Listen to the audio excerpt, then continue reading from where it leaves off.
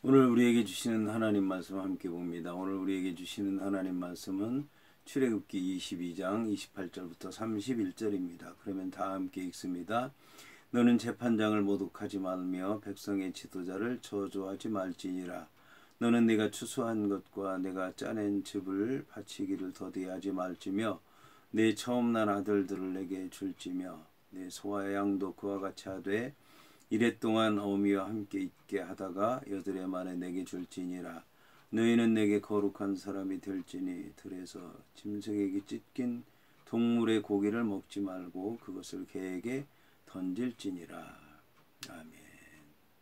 오늘 말씀의 제목은 질서 있는 신앙생활입니다. 그러면 본문의 말씀을 통해 함께 은혜 나누도록 하겠습니다. 오늘 말씀은 너는 재판장을 모독하지 말라는 말씀으로 시작을 하고 있습니다. 여기서 이제 모독하지 말라는 얘기는 가볍게 여기다, 우습게 여기다, 멸시하다는 그런 뜻을 갖고 있습니다. 이처럼 이제 재판장을 모독하게 되면 재판의 과정이나 결과, 재판에 관한 모든 것에 대해서 불신하게 되고 거부하게 되고 따르지 않게 되는 것을 얘기하는 것입니다. 그런데 이제 재판장을 모독하는 일은 오늘 말씀에 의하면 여호와 하나님을 모독하는 것하고 똑같다는 것을 알 수가 있습니다. 성경에 의하면 여호와는 의의 재판장이라고 말씀하고 있는데 놀라운 것은 오늘 이제 재판장이라고 하는 그런 단어가 엘로힘으로부터 왔다는 것입니다. 원래 재판한다는 말은 샤파트 인데 히브리어로 샤파트에서 오는 그런 단어로서 이 재판장이라는 단어가 이루어진 것이 아니고 재판장이 이제 엘로힘으로 나와 있다는 것입니다. 그러면 이제 이 엘로힘이라고 하는 말의 뜻은 이제 하나님을 가리키든지 아니면 천사를 가리키든지 아니면 신들을 가리키든지 그럴 텐데 하나님이나 신이나 천사로 번역하지 않고 재판장으로 번역한 것입니다. 이것은 이제 그 다음에 나와 있는 백성의 지도자라고 하는 그런 단어가 나시인데 나시라고 하는 단어는 성경에 보면 사사로 번역되어 있습니다. 그런데 이제 뒤에 나오는 것이 사람을 가리키는 백성의 지도자 사사이기 때문에 엘로힘도 사람을 가리키는 것이다 라고 이제 생각을 해서 재판장으로 번역하게 된 것입니다. 그래서 이제 재판은 하나님께로부터 오는 것이다. 그러니까 하나님을 의로운 재판장이다라고 이제 말씀하고 있는데 재판에 대해서 이의가 있을 수 있고 또 잘못도 할 수 있는 것이고 그래서 이제 인정하지 못하는 것일 수도 있는데 그가 이제 의로운 하나님 재판장을 의지해서 그 말씀을 따라서 재판하고 그가 믿는 사람으로서 재판하려고 하는 모습이 보일 때는 그걸 모독해서는 안 된다라는 것을 얘기하는 것입니다. 그러기 위해서는 하나님께 기도해야 되겠고 그가 재판하는 것이 하나님의 입에서 나오는 말씀으로 되는 것이고 그 말씀대로 이루어지기를 원하는 마음으로 재판을 해야 될 것입니다. 재판을 하는 사람들은 피고와 원고가 있어서 서로의 잘잘못이 드러나게 되는데 여하튼 사람의 관계가 잘못됐기 때문에 재판을 받는다고 하는 것 그것을 위해서 애쓰는 것이 재판장이기 때문에 그런 과정이라든지 그런 의도라든지 그런 결과 모든 것 이제 우리가 받아들여야 된다는 뜻에서 모독하지 말라는 그런 이제 말씀을 주신 것 같습니다. 그 다음에 이제 나오는 말씀은 백성의 지도자를 저주하지 말라. 저주하지 말라는 얘기는 증오하고 배척하는 것을 얘기하는 것입니다. 여기서 이제 백성의 지도자라고 하면은 여호와 하나님께로부터 기름 부음 받은 자들을 얘기하는데 사사입니다. 이스라엘 백성들의 사사를 보게 되면 재판을 하고 또 제사를 드리고 또 거기에다가 예언을 하는 기능까지 갖고 있었습니다. 그래서 이제 그런데 이런 사람들 여호와 하나님께서 기름 부어서 세우신 이런 사사들을 증오하고 배척하고 저주한다라고 하게 되면 결국 이제 여호와 하나님을 인정하지 않는 것이고 그 지도자를 인정하지 않는 것이고 또 백성들이 선출한 그런 왕인데 백성들의 그 생각도 인정하지 않는 것이기 때문에 이렇게 해서 백성의 지도자로서 여호와 하나님께서 기름 부음 받은 자로서 또 그의 말에 순종하는 해야 되는 백성으로서 그런 모든 이제 자세가 잘못될 수밖에 없기 때문에 저주하지 말라고 이제 말씀한 것입니다. 그 다음에 나오는 말씀은 이제 첫 것을 드리라고 하는 말씀인데 너는 네가 추수한 것과 네가 짜낸 즙을 바치기를 더디하지 말라고 이제 말씀하고 있습니다.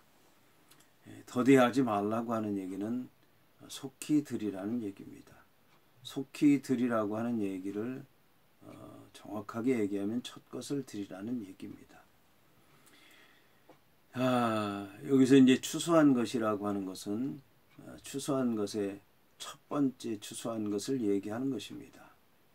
첫 번째 추수한 것은 곡식입니다. 그리고 이제 여기서 즙, 네가 짜낸 즙이라고 하는 것은 이제 마지막 추수한 것을 얘기하는 것입니다. 그러니까 첫 번째 이제 추수한 것, 그것만이 아니라 마지막에 추수한 것까지도 첫 것을 드려라. 더디 드리지 말라고 하는 얘기는 빨리 드리라. 빨리 드리라고 하는 건 다른 것보다 우선해야 된다. 이것은 첫 것을 드려야 된다는 것을 얘기하는 것입니다. 더디하게 된다고 하면은 이제 숨기게 되고 미루게 되고 잊어버리게 될 수밖에 없다라고 하는 것입니다. 여기서 이제 추수한 것이라고 얘기하는 것은 그 첫 열매부터 얘기하는 것입니다. 그 첫 열매는 푸릇푸릇한 거, 초실절, 그 이제 아비벌이라고 하는 게 거기서 나왔는데 아비비라고 하는 게 이제 그것은 속히 드릴 수 있을지 몰라요. 싹이 나서 한 단 얼른 갖다 드릴진 모르겠지만 추수하다 보면 추수하자마자 곡식 그 이삭을 털고 그걸 빨리 또 이제 빻고 먹기는 빨리 하겠지만 미루다 보면 나중에 저장하게 되고 잊혀지게 되고 없어지게 되고 짠 즙도 마찬가지입니다. 포도를 금방 들이면 모르지만 그를 틀에 짜서 저장해서 또 익히기까지 기다리다 보면은 드리지 못할 때가 있는데 그렇게 하다 보면 게을러지게 되고 잊어버리게 되고 아끼는 마음을 갖기 때문에 더디하지 말라고 말씀한 것입니다. 그 다음에 내 처음 난 아들을 내게 줄지라고 말씀하고 있습니다. 첫 것을 드리라고 하는 말씀이죠. 첫 것을 드린다고 하는 것은 굉장히 어려운 일이라고 얘기할 수가 있습니다. 첫 것이라고 하는 것은 여호와 하나님만 귀하게 여기는 것이 아니라 그 첫 것을 낳은 부모도 그것을 귀하게 여길 수밖에 없기 때문에 그렇습니다. 그래서 이제 드리기를 주저주저하고 못 드리고 포기하는 경우가 있을 수가 있는 것입니다. 여호와 하나님께서는 이것을 인정하셔서 말씀하고 있습니다. 여호와 하나님께서는 첫 아들에 대해서 내 처음 난 아들이라고 얘기를 하고 있습니다. 내 처음 난 아들, 너 신기하게 생각하고 놀랍게 생각을 하고 귀하게 생각을 하는 내 소유로 생각을 하는 거 내가 인정하다. 내 것이다. 내가 낳았다. 그런데 내게 주라고 말씀하고 있습니다. 나는 여호와 하나님이죠. 내 것이긴 하지만 내가 낳도록 했다는 것입니다. 그리고 내게 바치면 내가 주관하겠다는 것입니다. 복은 네가 주는 것이 아니라 내가 주는 것이기 때문에 내게 달라고 말씀하고 있는 것입니다. 여호와 하나님께서 달라고 하는 데는 다 뜻이 있는 것입니다. 여호와 하나님께서 그것을 빼앗아 자기 것으로 삼고 주시지 않으려고 하는 것이 아니라 생명의 문을 열었으니까 내가 주관할 테니까 앞으로의 길을 인도할 테니까 나에게 맡겨라. 내가 책임지겠다. 내가 그 자식을 통해서 그 자식만 아니라 너와 내 자손 대대로 복을 줄 것이다. 이제 말씀하고 있는 것입니다. 여기서 이제 이어서 내 소와 양도 그와 같이 하되 이래 동안 어미와 함께 있게 하다가 여드레 만에 내게 달라고 말씀하고 있습니다. 내 소와 양도 그와 같이 하라고 하는 말씀은 이제 추수한 것과 또 즙을 짠 것을 드리는 것처럼 소와 양도 그렇게 하라는 얘기입니다. 내 처음 난 아들을 드린 것처럼 소와 양도 그렇게 하라고 하는 얘기입니다. 그리고 소와 양이 처음 난 것처럼 드릴 때도 그와 같이 하라는 얘기입니다.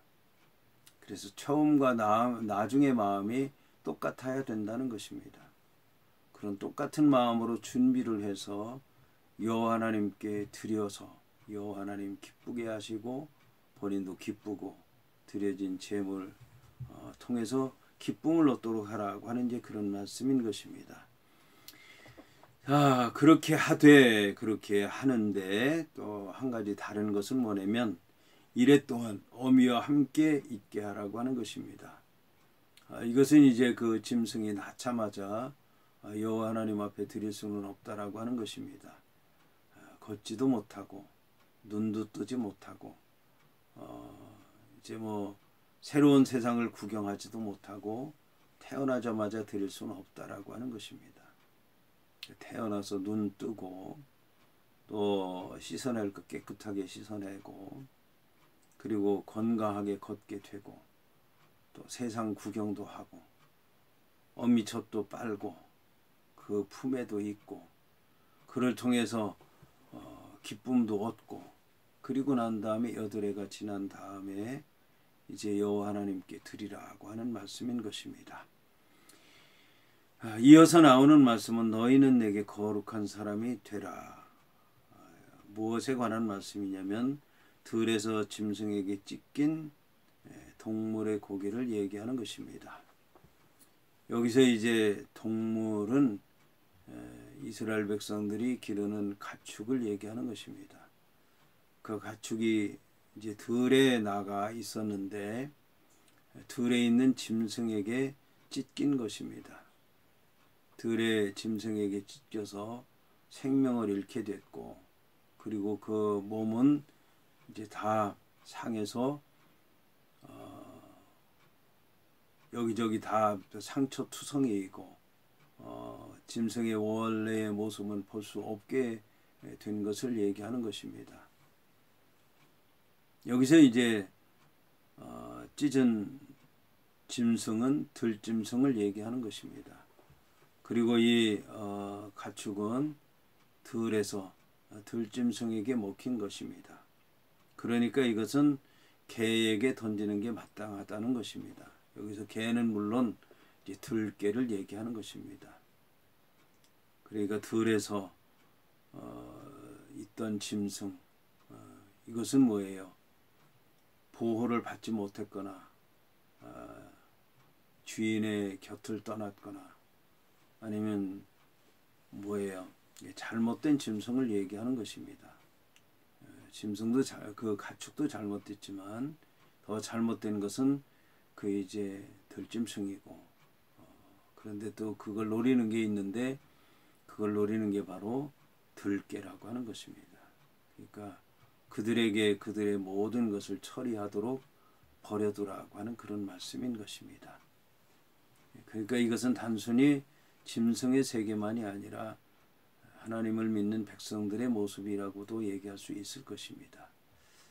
주님을 떠나서 죄악된 세상에서 돌아올 줄 모르고 짐승에게 찢겨서 성도라는 모습을 볼 수 없는 거예요. 사단에게 여기저기 끌려다녀서 회개하라고 그래도 하지 않고 돌아오라고 그래도 하지 않고 말씀대로 살라고 하지 않고 이게 들짐승인지 아니면 가축인지 알아볼 수 없을 정도고 그럴 경우에는 내버려 두라는 그런 말씀인 것입니다. 왜 이런 말씀을 하시냐? 오늘 성경을 보게 되면 너희는 내게 거룩한 사람이 되어야 된다. 그 생각했기 때문이라고 하는 것입니다. 여기서 너희는 이스라엘 백성들을 얘기하는 것입니다. 이스라엘 백성들은 거룩한 사람이 되어야 된다는 것입니다.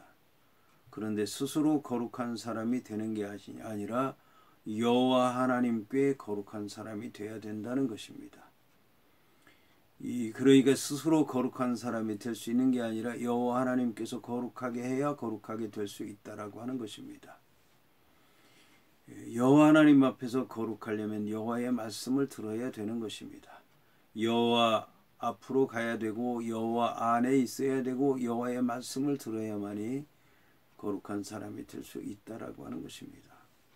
여호와 하나님께서 거룩하니 너희도 거룩하라. 이것이 바로 오늘 성경에서 주시는 말씀이라고 하는 것입니다. 이 말씀 잘 기억하고 말씀 안에서 우리들이 거룩한 삶, 구별된 삶, 또 이전과는 다른 그런 삶을 살아야 될 줄로 믿습니다.